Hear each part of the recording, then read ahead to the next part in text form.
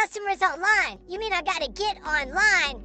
I hate being online, and that's where she want me to go to get the customers. Absolutely. Online and digital platforms are here. We don't have to like it, but it's true. So if you don't have an online presence at this time and you're trying to take your crafting from just loving to do crafts and turning it into some side hustle money, you're gonna have to get comfortable with going online. Now, it doesn't mean you gotta do live like what you see me doing here, but it will mean that you're gonna need to figure out how to update your skills and get yourself a little bit more marketable so that you can take pictures and show your crafts, so that you can do videos and show what you make, so that you can get some of your customers to take pictures of themselves and tag you on those posts so that you can build off of what you sold to them to get yourself some more customers. So let's get started with the first one that I want you to think about. First one I'm going to tell you about is Etsy. Now, I'm not sure that there's anybody left on the planet that doesn't know what Etsy is, but in case you don't know, Etsy is an online platform for handmade crafts, sellers, artisans, and folks like us to make our items, put them on sale, and then customers find us, they make a purchase, Etsy gets their fee for them being the one who brought us the customer, and then the rest of the money from our sale comes to us. Now, if you don't have an Etsy account, I encourage you to go ahead and set one up. It's absolutely free.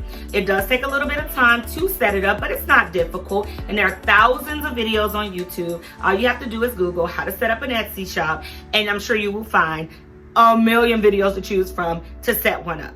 I have a personal Etsy shop, and I'm actually starting one for Over Here We Craft, though I don't have anything on it yet because I do hope to do digital downloads and things of that nature that my subscribers and folks might want to purchase. So Etsy, biggest pro to Etsy is that once you figure out what it is you sell and you take some really good pictures and you have some really great descriptions and your pricing is right, you're gonna move through that algorithm and Etsy's gonna do all the work for you. Once you do that legwork on the front end, they're gonna bring the customers to you. The better your pictures look, the better your descriptions look, and as you get customers and they come back and they leave you reviews, Etsy realizes, hey, that's a shop I can trust. Hey, they actually get good reviews from their customers. Hey, they're a star seller. And they start to move you up and move you up through the algorithm. And the next thing you know, you're going to have your sales rolling in, okay? That's the pro. The downside is, you know, sometimes it's hard to get discovered on Etsy. Why? Because a lot of people are just kind of copycatting what they see other people do as opposed to tapping into what it is that they do. If you make coffee mugs and you just put a coffee mug on Etsy, chances are it's going to be very difficult for you to get a sale on Etsy selling coffee mugs. I mean, if we Google right now, we can see right here, there are hundreds of thousands of shops on Etsy that sells coffee mugs. But guess what? I sell coffee mugs on Etsy all the time because I know my niche, I know my audience, and I design custom items that nobody else is doing. Even if I use some design platforms as my inspiration, I change them up enough and put that flair of me into them enough that it becomes that unique handmade items that only I sell. And once I've marketed myself and made sure that I've used my SEO and my keywords, my cubs are going to rise in the algorithm and I'm going to get my sales. So Etsy to me has been a good experience. I've enjoyed having my Etsy shop, and again, for me, they are doing the work of bringing me customers. I have a website, which I'll talk about the reason you should have one of those in another video, but I had to do the legwork to build that audience over there. Over on Etsy, they brought me the people. Now, you may say, okay, well, that's where customers are, but how do I keep them? Because Etsy doesn't give you their email address. What you get from the customer is whatever they put in when they make the purchase. So they're going to put in a mailing address because you have to ship it to them unless your business is a digital download. I think they still have to put that in there, but you won't be mailing anything to them. You might also get their phone number, right? But you don't want to be a creep and just suddenly calling people. That's weird. Don't do that. Don't do that. But what you can do, right? Because again, you want to be able to grow that business and grow that business with them, is make sure you put a piece of marketing inside every order that you ship out to your customer. So here's an example of what I'm talking about. when I started my YouTube page, the first thing that I wanted to do was get the word out. So what I did on my Etsy, from the moment that I launched my page here on YouTube, I created a postcard that let every customer that bought something from me on Etsy know, hey, I have a YouTube channel and I would love it if you would join the Moneymakers family. And on here I have thanking them for making the purchase. I couldn't do without them. Let them know about my new venture. Let them know what the handle was.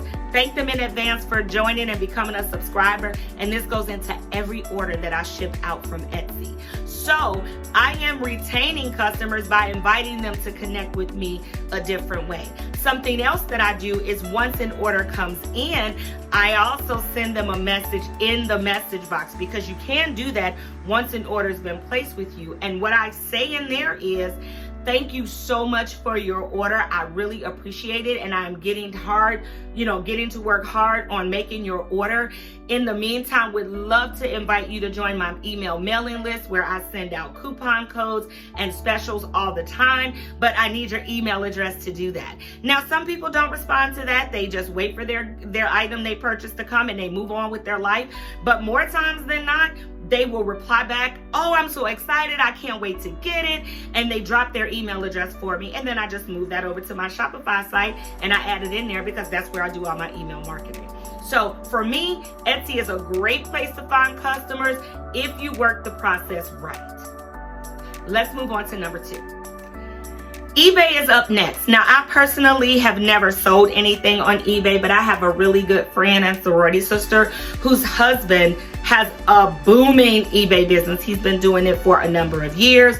He has a keen eye for things over that would sell well on eBay. And again, same situation. The platform is set up. You need to take really amazing pictures of your products. You've got to figure out your shipping. You've got to figure out your packaging. But it's a platform that once you start selling and getting some visibility in what it is that you sell, it grows and the algorithm puts you out there more and more and more. So again, we may be a little hesitant to jump out there, but these are two of the platforms where you don't have to physically be here doing what I'm doing right now. You can do all of that behind the scenes and let your products speak for themselves. But if you're not tapping into eBay or Etsy or a couple of the other ones that I'm going to share with you, you are leaving money on the table and customers without your product. And that is just a no-no, because we are trying to make this supplemental income over here. Now let's move on to our next one. Number 3. Number 3 is one of my faves. I personally use it and have been since I started my business day one, and that is Shopify. I am pro Shopify, and I am not being compensated for saying that. It's just been very good to me.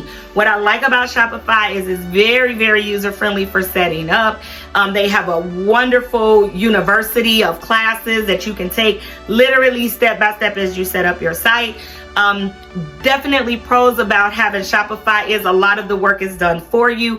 Customer tracking is done for you. A lot of things that come along with the plan are free, right? So you do pay a monthly fee.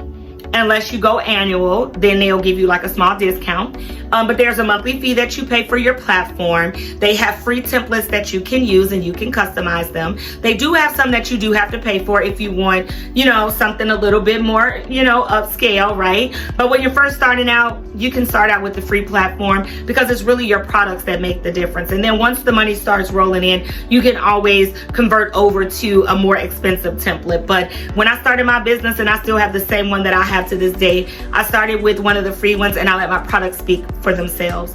Now, one of the things you got to remember, or no, I shouldn't say remember, but one of the things you do need to know about Shopify is it's an app built platform. So let's say you want to offer a buy one, get one free on something that you're doing. You're probably going to have to install an app for that. Now, they do have apps that are free, and you'll be able to tell the difference, because it'll tell you this is a free app versus the one that's have a $sign. Then you got to pay for that.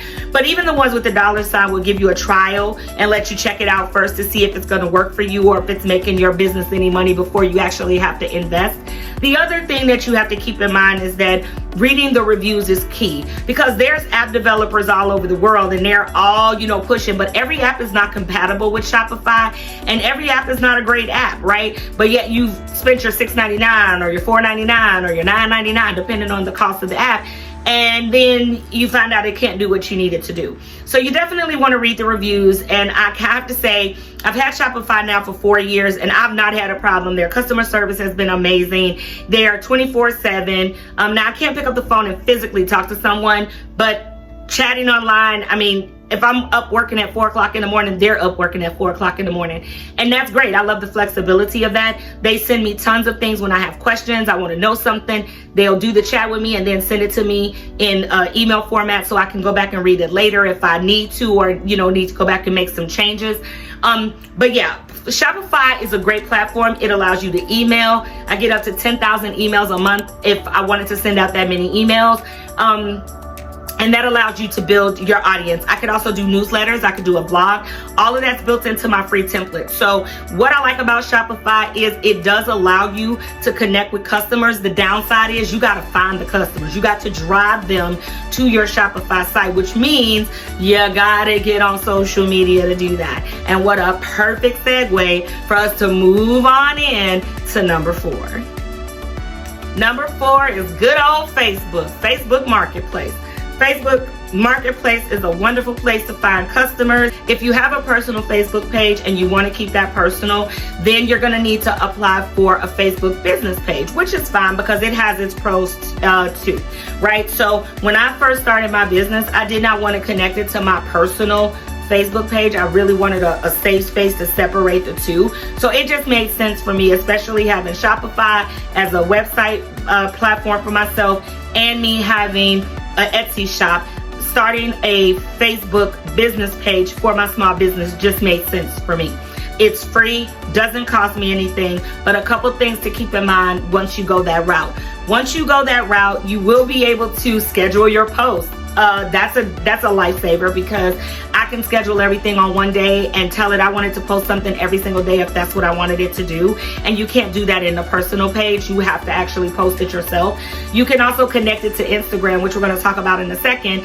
And then you can go into Meta Business Suite, make one post and tell it I want you to send it to both. But again, gotta have those business pages for them to be able to talk to each other. It does not let you connect to TikTok, which I know has gained such quick popularity and visibility. It doesn't let you connect to TikTok, so you would have to make a separate post over there.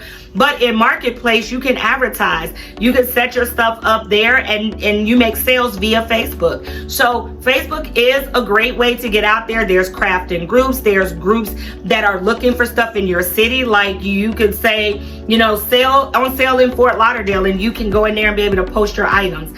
Sometimes on Facebook, if you belong to groups, they'll have Sell It Saturdays where they allow you to post what you sell and others can find it and buy. Now, if you don't want to go the route of creating the business Facebook page, you can use your personal page and just put it out there for all your family and friends and everyone to know. But the one thing that I would tell you to think about if that's what you're going to do, and the one thing that I prefer about Facebook business page is Facebook business page is a public platform, which means anybody anywhere that's looking for it could do a search and that page would come up. Versus my personal page, it's private. If you don't know me, you can't come on my page and talk to me or see what it is I'm doing.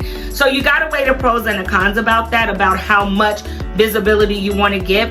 But the good thing is to advertise and sell something on Facebook Marketplace, you don't have to give your personal information. So thinking about that, don't be afraid of it, but just be cautious, right? And make sure that you put on the privacy controls that you are comfortable with. And everybody has their own level there. So what you're comfortable with is what's most important.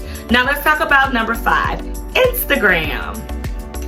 So Instagram shopping actually feels, in my opinion, a lot more user-friendly because I have Shopify, and so I am able to connect. Now I can connect to Facebook Marketplace, but it keeps disconnecting itself, and it's been like that the whole time I've had it.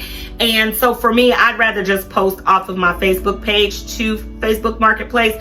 But I love that I can share my products on Instagram shopping and folks can swipe up and then there they go. They can click on my item and they can make their transaction right from there. Again, I don't have to be on the camera talking. I don't have to be modeling my t-shirt for you to buy it. All I have to do is have a really good picture, have the price point. They click the button, swipe up, and they can purchase, and it comes to me and tells me I have an order and I need to pay for it.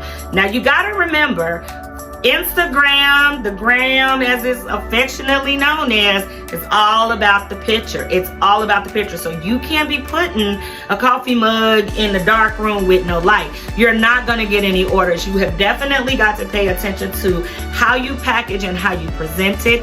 It also will allow you to put some music. You can make a good little reel out of it, that sometimes the reel is what attracts people. They click the button and then it brings them to the landing page. So definitely do your research on the best ways to get seen and sell products on Instagram. But you know, because I am not a guru on that. I'm just a guide. A guru is an expert. I'm just telling you as a guide what I've done that has worked for me. So you're gonna have to do some research to see if what you sell is going to be attracting the customers you're looking for on Instagram. But either way, whether you do Facebook, whether you do Instagram, you definitely are going to have to put yourself out there on social media if you're going to attempt to build that email list of folks that you can then engage with, send your specials to, send your deals to. If you're going to be at a pop-up shop, you can send an email or a newsletter informing them and letting them know that you're going to be there, and you hope that they shop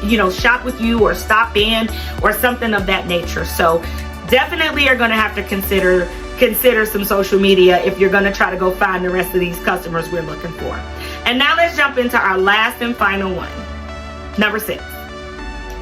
The last one that I want to share with you is one that my cousin absolutely loves, and that is Pinterest. The reason Pinterest is so cool is because people can find you based on a pin you create, but it has to be clicked and directing them to your digital online store in order for them to get it and buy it. So people may like something you make. You might do a great photograph of this amazing 3D tumbler, and your picture gets put on a bunch of pin boards, and people see those and then they click them and they go to your store. I do not have a Pinterest page, but some of my tumblers have shown up on pins that my sorority sisters liked on their boards, and I've gotten orders because someone clicked on their pin and it routed them to my Shopify site. So Pinterest to me is a great place where people are getting ideas. If you're into home decor, you might want to consider getting a Pinterest page. If you're into candles, if you're into jewelry, you might want to consider opening up a Pinterest account and creating some pins around the themes of what it is that you sell. Pinterest is definitely the sleeping giant to me of social media platforms, because it really does allow you to create a story about yourself. And once you find your tribe within the Pinterest group, you are on and popping. So do not sleep on Pinterest. Do some research. Again, I'm sure there's plenty of videos on YouTube that are going to tell you how to get the most out of having a Pinterest account. But if you're looking for customers, I would definitely check out Pinterest. The truth of the matter is, as a small business owner, you are always going to be asking yourself, where are the customers? If we treat our customers well, we're going to do well with residuals, and they're going to come back and they're going to recommend us. But that's just about retention. We've got to always be out looking for new customers. So if these ideas on digital and social media platforms helped you, I want to encourage you to watch this video here, because this one is going to talk to you about where the customers are if you're not finding them on social media. Hope you found this helpful. Please like, comment, and subscribe to my video, and I will see you in the next one. Bye, everybody.